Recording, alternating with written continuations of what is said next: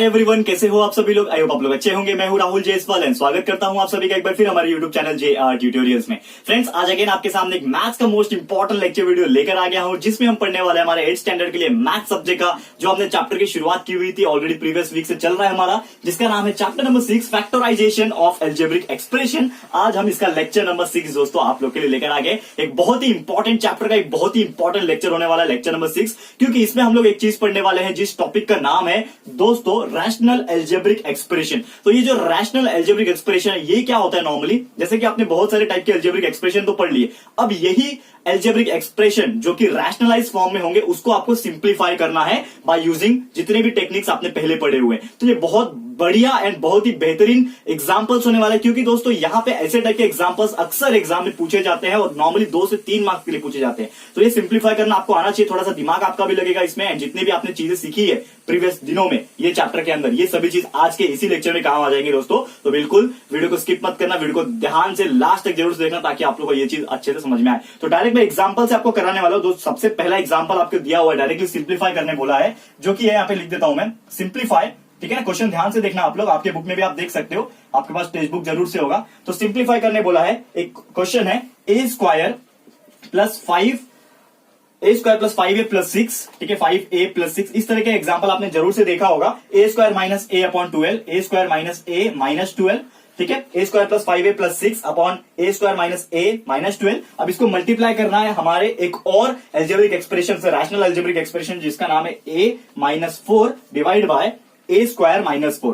ठीक है, तो आपको यहाँ पे एक चीज नजर आ रहा होगा कि ये चीज क्या है। यहाँ पे इसके पहले आपने इंडिविजुअल बेसिस पे देखा था कि किस तरह हम लोग a square plus B square के फॉर्म में कन्वर्ट करते हैं, a minus B whole square के फॉर्म में कन्वर्ट करते हैं, a cube minus B cube, a plus B whole cube, ये सभी के फॉर्मूले में हमने कन्वर्ट किया था। उसके हेल्प से हमने फैक्टर्स भी निकाले थे, बहुत सारे ऐसे देखे थे।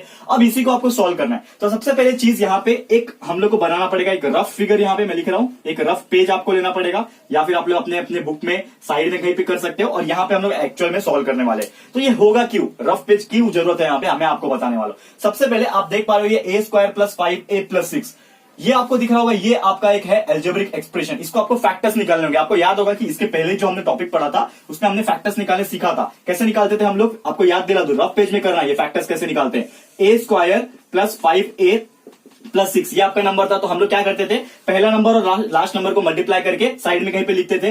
तो ये लास्ट में, ये पहला नंबर 1 है, लास्ट में 6 है, तो 1 मल्टीप्लाई बाई 6। तो आपको ऐसा 2 नंबर चूज करना है। मैंने आपको बताया था कि दोनों को मल्टीप्लाई करके 6 है और प्लस करके बीच वाला नंबर है, ये आपने सीखा था, मैंने आपको जरूर से बताया होगा, आप लोग को याद होगा। अभी तक नहीं देखा है पुराना वीडियो, जाके यही चैप्टर का लेक्चर नंबर 6 के पहले वाला जो लेक्चर वीडियो है प्लीज जाके देखिए, तभी आपको ये चीज जो फैक्टर्स कैसे निकालते हैं वो आपको समझेगा। तो मैंने क्या किया था यहाँ पे कि मल्टीप्लाई करके 6 आया, बराबर है, 1 मल्टीप्लाई बाई 6 आया। अब हमें ऐसा 2 नंबर को चूज करना है जिसको मल्टीप्लाई करके 6 तो आए लेकिन प्लस करके बीच का नंबर यानी कि 5 आए। तो आप सोचोगे कि क्या होता है, 6 कैसे ला सकता हूं मैं मल्टीप्लाई करके, तो 3 2 6 होता है, वी नो दैट 3 2 6 या फिर 2 3 6। तो हमारा 2 नंबर मिल गया हमें 3 और 2, लेकिन ये जो 2 नंबर हम लोग ले रहे हैं ये सही है क्या, 3 और 2 जो ले रहे हैं वो सही है क्या। तो 3 मल्टीप्लाई बाई 2 6 तो आ जाएगा, लेकिन 3 प्लस 2 करके 5 आ रहा है, यस आ रहा है। इसका मतलब हमारा 3 और 2 यही ऐसे 2 नंबर है जिनको मल्टीप्लाई करके 6 आएगा और जिनको प्लस करके 5 आएगा। तो करेक्ट हो गया। अब ये अल्फाबेट क्या है, ए है, तो यहाँ पे ए साथ में लिख दो, 3 है और ये 2 है, ये चीज हो गया, ये आपको समझ में आ गया। अब आपको क्या करना होता है, यहाँ पे ए स्क्वायर सेम लिखना होता है, पहला जो है ए स्क्वायर लिख दिया, बाद में ये दोनों को साथ में लिख दो, plus 3a plus 2a and last का नंबर प्लस 6। दोनों में से कॉमन निकाल लो, क्या कॉमन निकलेगा, यहाँ पे a कॉमन निकलेगा तो ये हो जाएगा a प्लस 3, यहाँ पे 2 कॉमन निकलेगा, आप देख सकते हो यहाँ पे 2 कॉमन निकलेगा तो ये हो जाएगा a प्लस 3।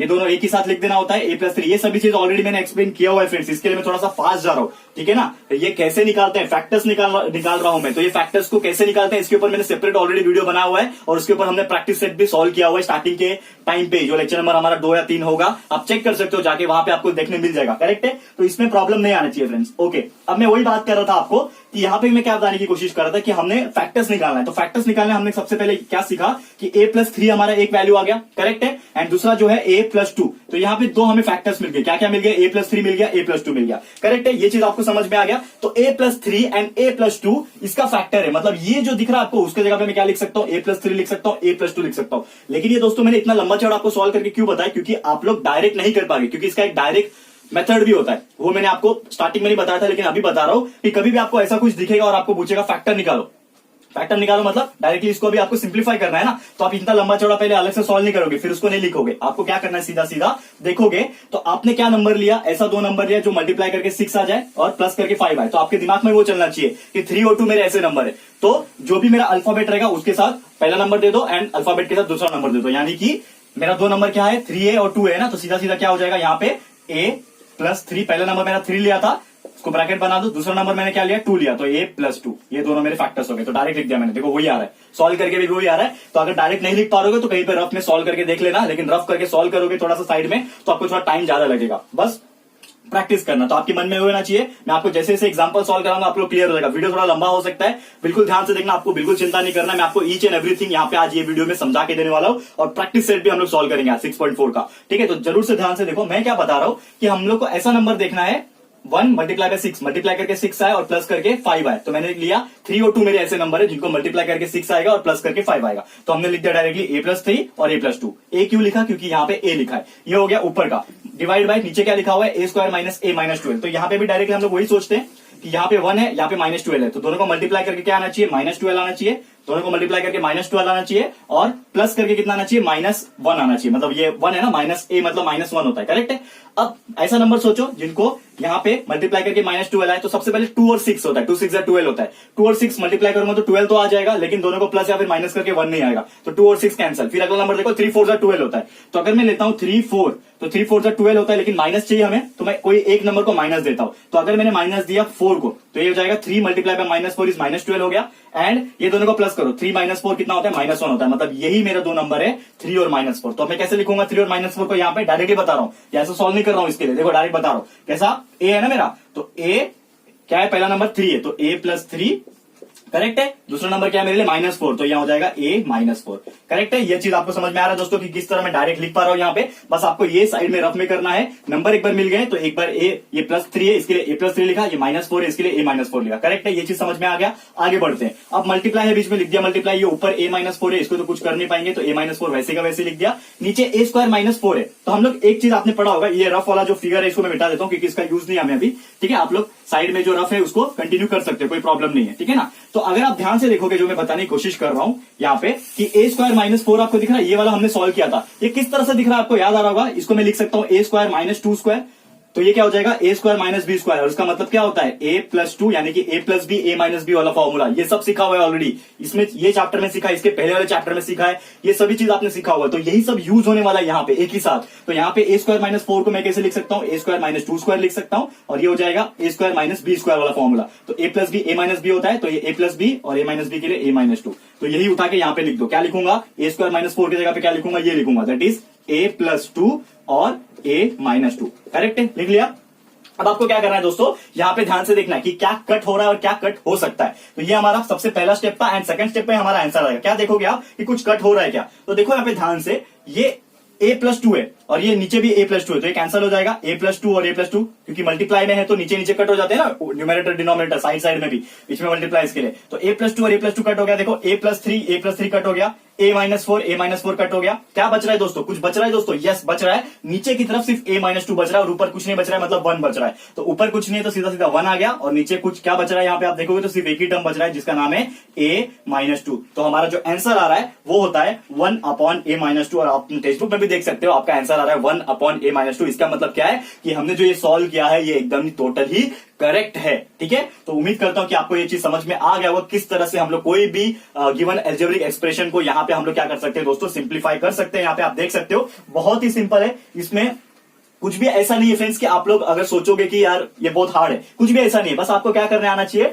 जो मैंने बोला ऐसे टाइप के दिए रहेंगे तो इसका फैक्टर्स जो है आप लोग निकालते हो जिस तरह से, वो निकालने आना चाहिए। अदरवाइज इसमें कुछ भी हार्ड नहीं है जैसा कि आपको दिख रहा है। कोई बात नहीं दोस्तों, अगर इसमें कुछ प्रॉब्लम आ रहा होगा, ये उम्मीद करता हूं, मुझे इतना अपने आप पे यकीन है, आप लोग पे भी यकीन है कि आप लोग बहुत अच्छे ब्रिलियंट स्टूडेंट हो, ये चीज आपको समझ में आया होगा। नहीं समझ में आया तो एक और एग्जांपल करा देता हूं एक्सरसाइज सॉल्व करने के पहले, तो एक और एग्जांपल करा लूंगा, फिर उसके बाद सीधा हम जंप करेंगे प्रैक्टिस सेट जो हमारा है उसकी तरफ, ठीक है। तो इसको फटाफट से रफ कर लेता हूं, उसके बाद हम लोग सीधा चलते हैं हमारे अगले एग्जाम्पल की तरफ, जो कि क्या दिया हुआ यहाँ पे आपको मैं ध्यान से बता रहा हूँ। वीडियो थोड़ा सा लंबा हो सकता है फ्रेंड्स, आपको बिल्कुल चिंता नहीं करना है, बस देखते जाइए आप लोग, ठीक है। तो सेकंड एग्जांपल में ले रहा हूं, जो कि आप देख पा रहे हो यहाँ पे अपने स्क्रीन पे, 7x square plus 18x plus 18, ठीक है। यहाँ पे मैं लिख रहा हूं second example 7x square plus 18x plus यहाँ पे देखो क्या दिया हुआ 8 दिया हुआ है, करेक्ट है। इसके नीचे अपॉन में एक और एक्सप्रेशन है जो कि है 49x स्क्वायर माइनस 16, करेक्ट है, ये आपको नजर आ गया। उसके बाद मल्टीप्लाई क्या करना है, किसके साथ मल्टीप्लाई करना है आप देखोगे 14x माइनस 8, तो 14x माइनस 8 से करना है। एंड यहां पे आप नीचे देखोगे तो वो है x प्लस 2। अब इसको हम लोग को सिंप्लीफाई करना है, तो कैसे हम लोग सिंप्लीफाई करेंगे, ये थोड़ा सा यहाँ पे सोचने वाली बात है, करेक्ट है। अब करना है क्या है, जैसे मैंने बोला एक रफ के लिए हम लोग हमेशा साइड में जगह बना लेंगे ताकि वो सब चीज हमें काम आ जाए। ओके, रफ फिगर हो गया, थोड़ा और छोटा कर देता हूं, हमारा स्पेस यूटिलाइज हो जाएगा। रफ फिगर यहाँ पे, इधर रफ वर्क लिख दो, यहाँ पे रफ वर्क आप लोग कहीं पे साइड में भी बना सकते हो, करेक्ट है। अब ध्यान से देखो आप लोग, यहाँ पे सबसे पहले क्या करना है, आप देख पा रहे हो यहाँ पे ये जो चीज दिख रहा है आपको, इसको से पहले फैक्टर्स निकाल के लिखना है यहाँ पे, क्योंकि आपको इसको सॉल्व तो पूरा यहाँ पे करना नहीं है, अलग से सॉल्व करना है, रफ में सॉल्व करना है, डायरेक्ट फैक्टर लिखने। तो आप यहाँ पे देख पा रहे हो ये 7 पहला नंबर है, लास्ट में 8 है, 7 मल्टीप्लाई बाय 8 कितना हो जाएगा दोस्तों, 56 हो जाएगा। आपने लिख दिया वो नंबर 56।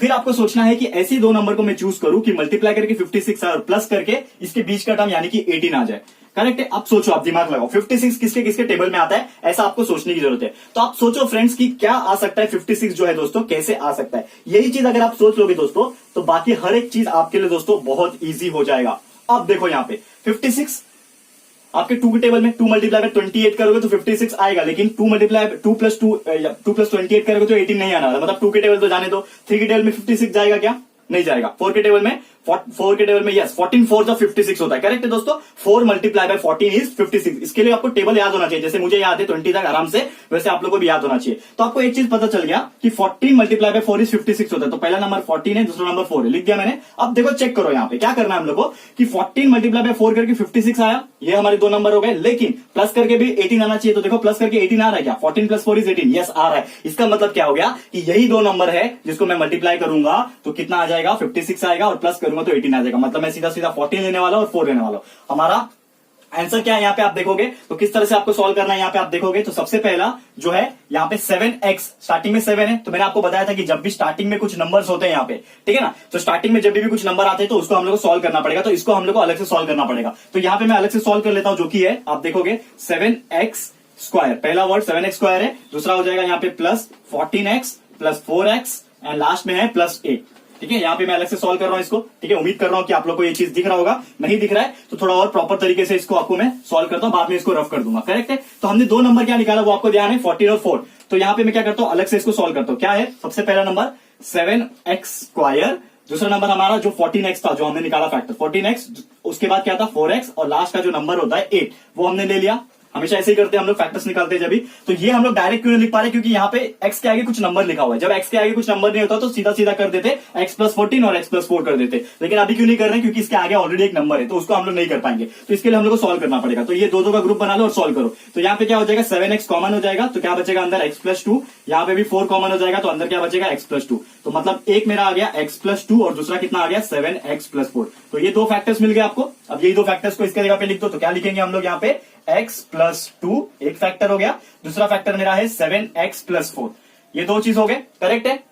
अब इसको सॉल्व करो आप, तो x प्लस 2 7x प्लस 4 ये हो गया। अब नीचे आप देखोगे तो 49x स्क्वायर माइनस 16, ये 49x स्क्वायर माइनस 16 को मैं किस तरह लिख सकता हूं, आप ध्यान से देखोगे तो इसको मैं लिख सकता हूं 49 किसका स्क्वायर है, 7 का स्क्वायर है, तो 7x का स्क्वायर ये एक चीज हो गया, और माइनस 16 को लिख सकता हूं 4 का स्क्वायर, करेक्ट है। तो आपको नजर आ रहा होगा कि मैंने कन्वर्ट कर दिया इसको a square minus B square के फॉर्म में। तो इसको हम लोग कैसे लिख सकते हैं, a plus B A minus B, यानी कि ये हो जाएगा 7x प्लस 4, यानी कि a प्लस बी हो गया, और a माइनस बी के लिए 7x माइनस 4, करेक्ट है। तो यही चीज यहाँ पे लिख दो, यहाँ पे क्या हो जाएगा 7x प्लस 4 हो गया, एंड दूसरा क्या है 7x माइनस 4, इस तरह आपने लिख दिया। अब बीच में मल्टीप्लाई वो लिख दो। नेक्स्ट स्टेप में आप क्या करोगे, 14x माइनस 8 है, तो इसमें आपको क्या करना है, 14x माइनस 8 में आप कुछ कर पाओगे नहीं कर पाओगे, लेकिन इसमें एक चीज कर सकते हैं क्या, ये रफ वाला फिगर मैं मिटा दे रहा हूं, और आप लोग का रफ तो बाजू में रहेगा तो आप लोग साइड में कहीं पे लिख सकते हो, ठीक है। रफ का स्पेस मैंने मिटा दिया। अब मैं क्या कर रहा हूं, ये 14x माइनस 8 है, इसको क्या करना है अभी, 14x माइनस 8 को आप देखोगे क्या कर सकते हो, ये दोनों में कुछ कॉमन है। क्या कॉमन है दोस्तों, आप नजर आ रहा होगा 2 कॉमन आ रहा है, तो 2 में 14 में से 2 कॉमन निकल गया तो क्या बचेगा, दैट इज डिवाइड बाय 2 हो गया, मतलब 7 बचा। तो ये बचा 7x, और ये 8 में से 2 डिवाइड हो गया तो कितना बचा 4, तो 7x माइनस 4 बचा। तो हम लोग इसको जो है इस तरह लिख सकते हैं क्या, 2 मल्टीप्लाई बाय 7x माइनस 4, इसको मैंने इस तरह लिख दिया, और लास्ट में नीचे क्या है x प्लस 2 है, इसको तो डायरेक्ट लिख सकते हैं। अब देखो कुछ कैंसल आउट हो रहा है, आप ध्यान से आप देखोगे, यस यहाँ पे कुछ ऐसे नंबर से कुछ अलजेब्रिक एक्सप्रेशन है जो कैंसल आउट हो रहे हैं। x प्लस 2 नजर आ रहा है, ये x प्लस 2 नजर आ रहा है, कैंसिल हो गया। ये 7x माइनस 4 नजर आ रहा है, और ये 7x माइनस 4 कट हो गया। और क्या नजर आ रहा है 7x प्लस 4, ये 7x प्लस 4 कट हो गया। क्या बच रहा है देखो, बच क्या रहा है यहाँ पे इक्वल टू, ऊपर देखोगे तो क्या बच रहा है 2 बच रहा है और नीचे कुछ नहीं बच रहा है, इसका मतलब क्या बच रहा है 1 बच रहा है। तो 2 divide by 1 is nothing but 2। तो हमारा आंसर जो आया दोस्तों वो कितना आ रहा है 2 आ रहा है, जैसा कि आप लोगों को नजर में आ रहा होगा। ठीक है फ्रेंड्स, तो उम्मीद करता हूं कि ये क्वेश्चन भी आप लोगों को समझ में आ गया होगा। बहुत ईजी एंड बहुत अच्छा क्वेश्चन था ये, और जिसका आंसर आपने 2 निकाल लिया। और एक चीज यहाँ पे मैं बताने की कोशिश करूंगा फ्रेंड्स कि बहुत लोग को मैंने ऑब्जर्व किया है कि ऐसा नहीं है कि मैं डायरेक्टली आके पढ़ाता हूं। सबसे पहले मैं यहाँ पे खुद भी पढ़ता हूं थोड़ा सा कि आप लोगों को मैं और अच्छे से पढ़ा सकूं। एंड दूसरा चीज ये है कि मैं बाकी चीजों को भी ऑब्जर्व करता हूं, कुछ और इंस्टीट्यूट्स को फॉलो करता हूं, सो दैट कि उनसे पता चले कि किस तरह पढ़ाया जाता है। लेकिन एक चीज मैं आपको बता दूं दोस्तों कि बहुत लोगों को मैंने यहाँ पे नोटिस किया कि कुछ लोग ऐसे हैं, बहुत से ऐसे लोग ऐसे हैं जो सॉल्व एग्जांपल्स नहीं कराते। क्योंकि मेरे कुछ स्टूडेंट जो है मेरे को बोल रहे थे कि सर आप सॉल्व एग्जांपल्स मत कराओ, डायरेक्ट प्रैक्टिस सेट कराओ। तो एक सवाल मैं आप लोग से ही पूछूंगा फ्रेंड्स कि अगर मैं ये जो सॉल्व एग्जांपल जो कि ऑलरेडी आपकी बुक में सॉल्व करके दिया हुआ है, तो ये सॉल्व एग्जांपल अगर मैं नहीं कराऊं, डायरेक्ट प्रैक्टिस सेट के क्वेश्चन कराऊं, तो क्या आपको प्रैक्टिस सेट का क्वेश्चन डायरेक्ट समझ में आएगा क्या?